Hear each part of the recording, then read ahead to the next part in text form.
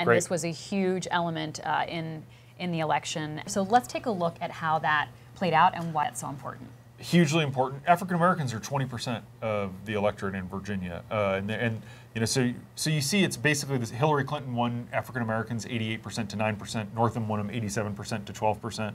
It's basically the same. You know, but they came out at high margins. When Barack Obama, I was down in Richmond 2 weeks ago with Obama for his rally, his first campaign rally since leaving the White House, and it was targeted at African Americans, trying to drive up African American turnout in that central Virginia area I was talking about. That was the swing part of the state.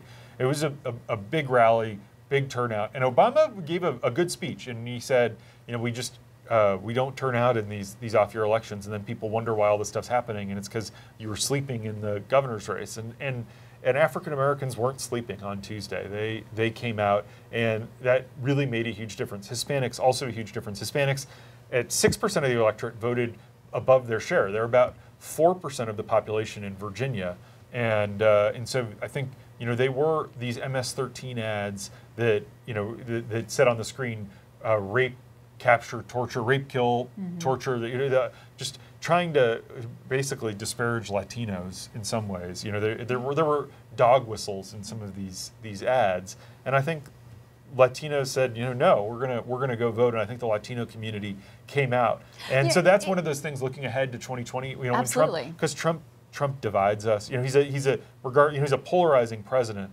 with things like the national anthem controversy. You know, where he's taking aside a lot of African Americans who maybe didn't vote in 2016 because Obama wasn't on the ballot.